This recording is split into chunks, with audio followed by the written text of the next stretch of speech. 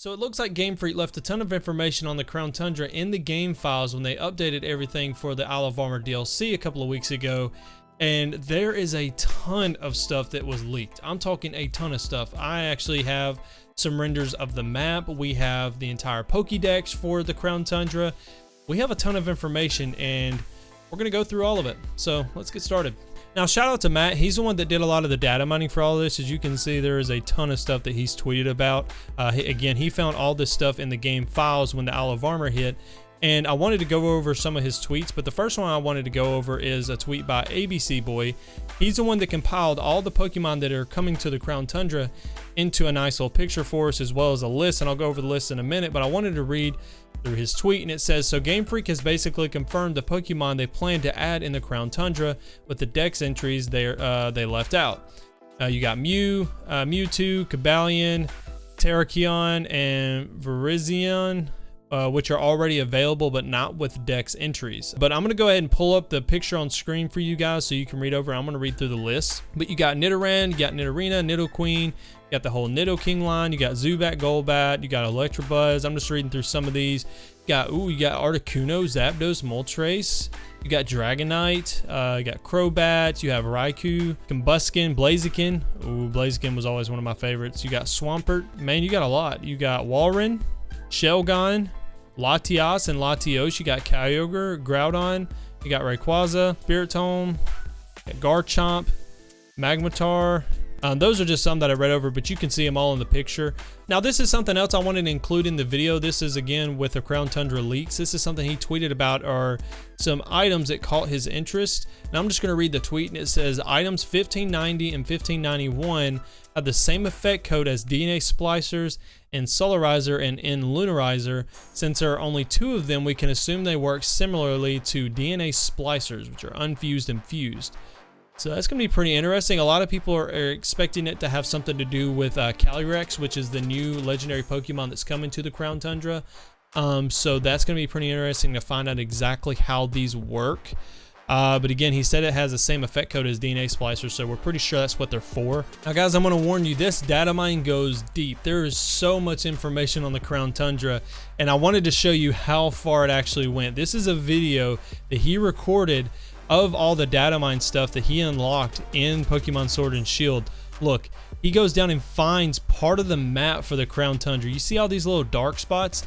It looks like those are actual locations that you can, some of them will be where you can fly to, and some are just locations of interest or points of interest. That's way bigger than the Isle of Armor. I mean, way bigger. And it doesn't even stop there. There's a lot more that he found. These are actual fly locations that he's found as well. This is his second find, and you can even see the weather patterns are already there in the top right. And as you can see down in the bottom right, where you can actually toggle the weather on and off, Austin John Plays is the one that pointed that out. He went in and actually they found what the weather will be at the end of the month, you know, in the Crown Tundra. But as you can see here, when he tries to fly into the Crown Tundra, the game just crashes. These are the weather patterns. And this is what he's toggled on and off with the weather, and you can see all the fly locations. That's crazy. We're like, what, 4 or 5 months away for the Crown Tundra, and we already have this much information, which is crazy to think about. Now, these are a couple of pictures that he posted as well for the Crown Tundra. There's actual placeholder names for some of these fly locations. He's got question marks on some of them, so he's not 100% sure. Like, for instance, they may think this is where Calyrex will be. At the top, you got Reggie Ice. You got Dynamax Adventures, probably, with the codename Chica. I'm not sure what that means. You got Minshuku. Somebody says that means guest house in Japanese. I'm not 100% on that, so we don't know exactly what that'll be.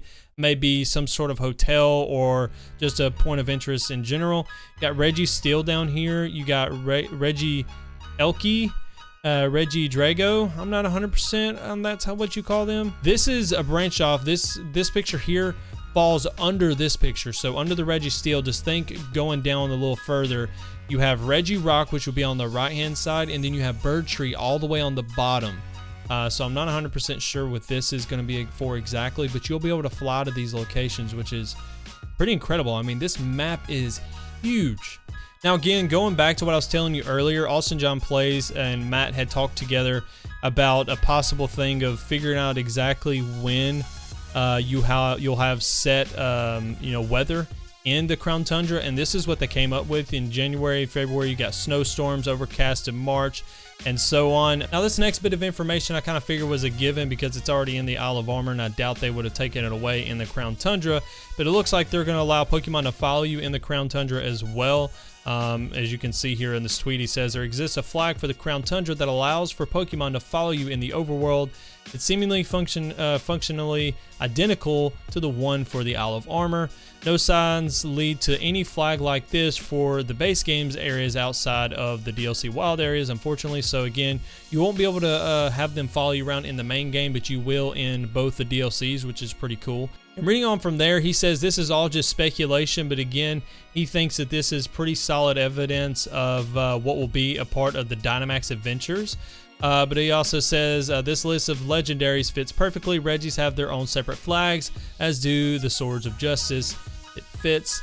And as you can see here, there's a ton. I mean, there's a ton of information here. I also wanted to show you guys this kind of like guesstimated map that Philly Beats You made with the help of Austin John Plays using Matt's info that he data mined from the game.